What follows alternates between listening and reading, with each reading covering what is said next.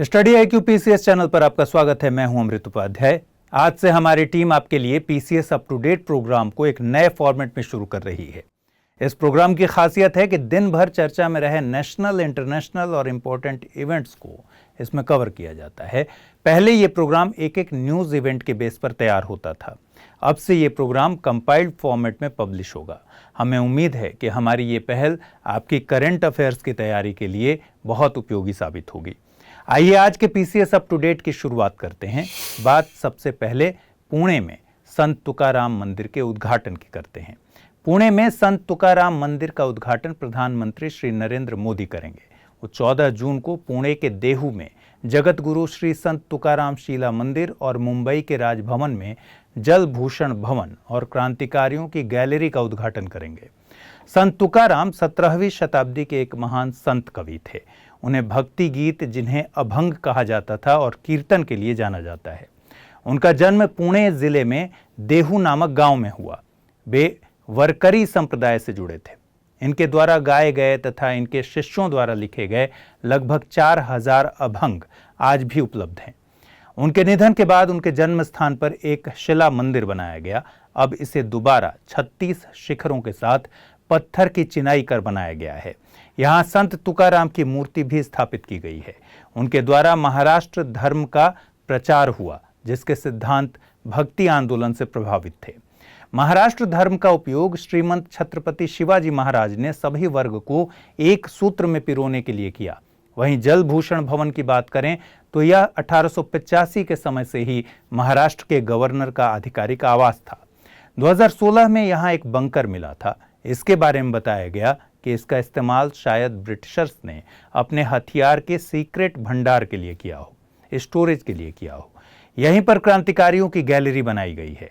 ये गैलरी महाराष्ट्र के स्वतंत्रता सेनानी और क्रांतिकारियों की याद में बनाई गई है। इसके जरिए वसुदेव बलवंत फड़के, चापेकर बंधु, सावरकर बंधु, मैडम भीकाजी कामा, 1946 के नौसैनिकों के विद्रोह को श्रद्धांजलि दी गई है। चलिए अगली खबर देखते हैं। भारत की तरफ से भगवान बुद्ध के अवशेषों को लेकर एक डेलीगेशन मंगोलिया भेजा गया है।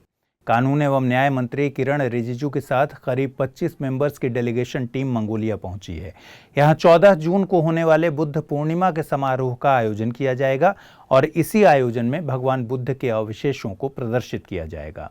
करीब 11 दिनों तक मंगोलिया की राजधानी उलान बटोर के गंदान मॉनेस्ट्री में इन अवशेषों को रखा जाएगा और उन्हें राजकीय अतिथि का दर्जा दिया जाएगा। भगवान बुद्ध के अवशेषों को भारत से बाहर भेजे जाने की इजाज़त आमतौर पर नहीं मिलती। ये अवशेष संस्कृति मंत्रालय के नेशनल म्यूजियम में रखे गए 22 अवशेषों का हिस्सा हैं। माना जाता है कि ये 22 अवशेष कपिलवस्तु से प्राप्त किए गए थे। गौरतलब है कि गंदान मॉनेस्ट्री के लिए 2015 में प्रधानमंत्री श्री नरेंद्र मोदी ने बुद्ध का स्टैच्यू गिफ्ट किया था, जिसे 2018 में इंस्टॉल किया गया था।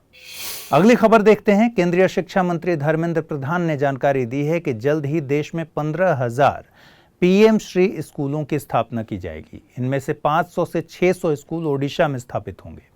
ये अत्याधुनिक स्कूल NEP 2020 की प्रयोगशाला के तौर पर काम करेंगे और देश की नई राष्ट्रीय शिक्षा नीति को आगे बढ़ाने में मदद करेंगे।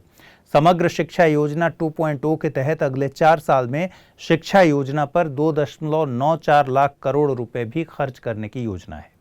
समग्र शिक्षा योजना 2.0 को वर्ष 2018 में शिक्षा मंत्रालय द्वारा लॉन्च किया गया था। इसका आरंभ केंद्र सरकार द्वारा अगस्त 2021 में किया गया।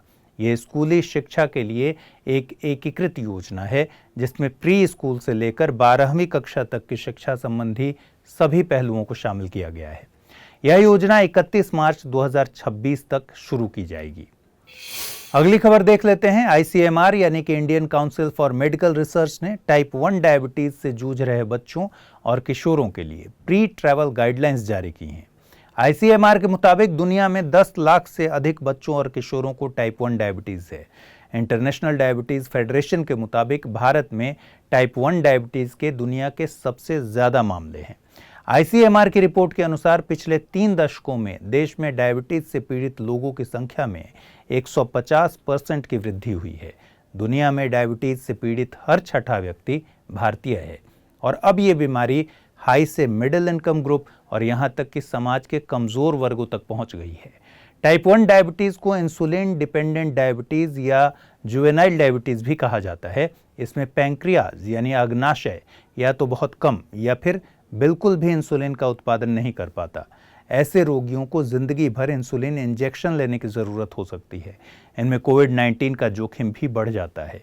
गाइडलाइंस में ICMR ने यात्रा से पहले और यात्रा के दौरान बहुत सी चीज़ों पर सावधानी बरतने को कहा है। इसके लिए सफ़र करने से 3 से 4 हफ्ते पहले ही पेशेंट को अपने फिजिशियन को इन्फॉर्म करने की सलाह दी गई है। अपने साथ दवाइयाँ और ब्लड टेस्टिंग मटेरियल्स रखने की हिदायत भी दी गई है। ट्रैवल के दौरान आरामदायक जूते और जुराबों का इस्तेमाल ज़्यादा बेहतर हो सकता है।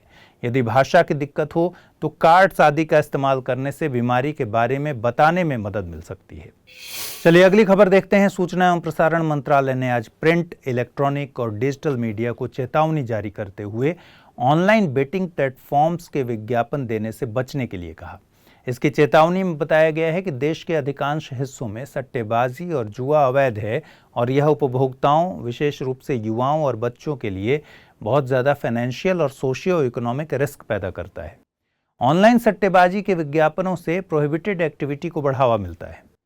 इनमें यह भी बताया गया कि ऑनलाइन गैम्बलिंग के विज्ञापन मिसलीड करते हैं। साथ ही consumer protection act 2019, advertising code under the cable television networks regulation act 1995 और भारतीय प्रेस परिषद द्वारा नॉर्म्स ऑफ जर्नलिस्टिक कंडक्ट के तहत निर्धारित पत्रकारिता आचरण के मानदंडों के अनुरूप नहीं है। आपको बता दें कि ऑनलाइन गैम्बलिंग और बेटिंग स्टेट लिस्ट का हिस्सा है।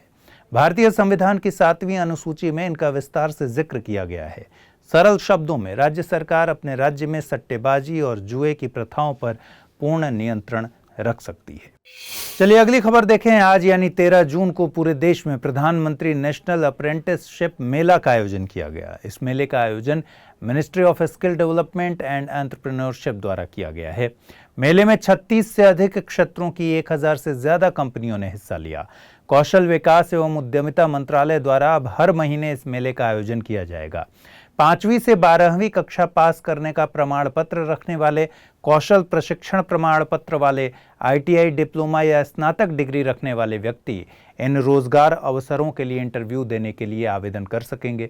उम्मीदवारों को उनकी प्रशिक्षण अवधि के अंत में national council for vocational education and training द्वारा मान्यता दी जाएगी, जिससे उन्हें इंडस्ट्री रिकॉग्निशन मिलेगी। प्रधानमंत्री नेशनल अप्रेंटिसशिप मेला में भाग लेने वाले संगठनों को एक आम मंच पर अप्रेंटिस से मिलने और मौके पर उम्मीदवारों का चयन करने का अवसर मिलेगा।